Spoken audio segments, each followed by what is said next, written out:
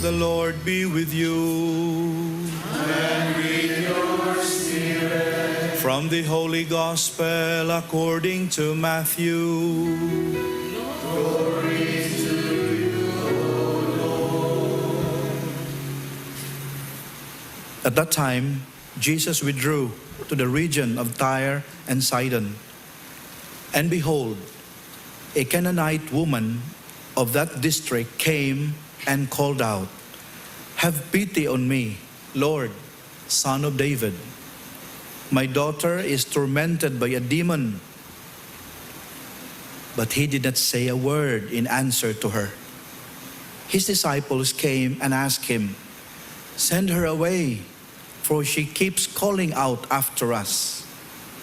He said in reply, "I was sent only to the lost sheep of the house of Israel." But the woman came and did him homage, saying, "Lord, help me." He said in reply, "It is not right to take the food of the children and throw it to the dogs." She said, "Please, Lord, for even the dogs eat the scraps that fall from the table of their masters."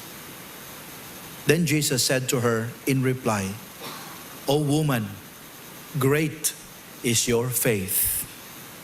Let it be done for you as you wish." And her daughter was healed from that hour.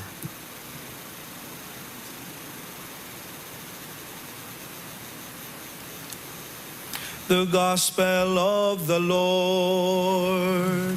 Praise to you, Lord Jesus Christ. It was already 8 o'clock in the evening, and a student was not yet home. Her parents were so worried already. When at last she came, she was confronted by her father. Ingon ng amahan, "Babaeng buhat, unsang orasahan na ron?" Then the student retorted back, "Don't start with me, Dad. I had a long day. I have so many assignments to accomplish. And for your information, I had a meeting with the dean. That's why I'm late in coming home." The father was dumbfounded, but the mother answered her back and said, "Tem sa ragod hilom ra. Kusnotong ko na imubugan hinoon. Dean, you're still grade 6 for heaven's sake." My dear friends, many times we find ourselves reasoning with those in authority just to get what we want. There are times when we have to rationalize our intentions in order for those in positions of influence to favor us.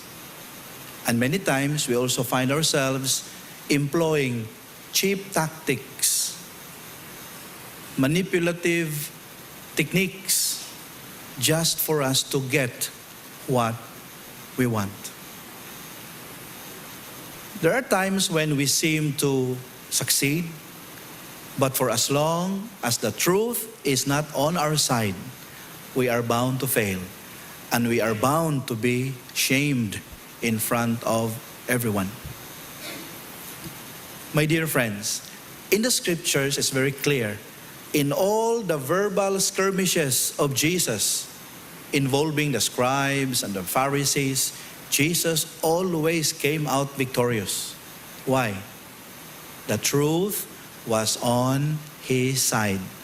Can you recall that particular instance when Jesus was confronted with a case, a woman caught in the act of adultery? If Jesus would say, "Forgive her," then he would be questioned, because he was the one who taught people not the smallest letter of the law should be discarded. And if Jesus would say, "Okay, punish her as she should be punished," then Jesus would become autocritic. He would go against his teaching on forgiveness, on mercy, on compassion. But because the truth was on his side. Jesus said, "He who has no sin may cast the first stone." Daog yun siya. Naagi makalusot yun ang Ginoo sa mga dilema nga ihatag niya. Recall that situation when there was a question about paying taxes. If Jesus would say, "Don't pay taxes to Rome," then he would be considered as a subversive, and he would be answerable to the law. If Jesus would say, "Okay, pay taxes to Rome," then he would be questioned by his fellow Jews who were very patriotic at that time and did not want to pay taxes. So dilemma gihapon. But because the truth was on his side, Jesus said, "Give to Caesar what is Caesar's, and to God what is God's." Daog gihapon ang Ginoo. But my dear friends, in the gospel narrative today, we are presented with a different scenario. Murag first time, napilde ang Ginoo. Jesus lost in the argumentation with the Canaanite woman. Ngano ka, the truth was on his side. The truth was on the side of Jesus. Jesus said, "I am sent to the lost sheep of the house of Israel." It was his way of telling the Canaanite woman, "My priority is the chosen people." That was the truth, right? The truth was on his side. But the woman had a different weapon, a weapon that melted the heart of Jesus. What was that weapon? The weapon of humility. "Yes, Lord, I am not your priority.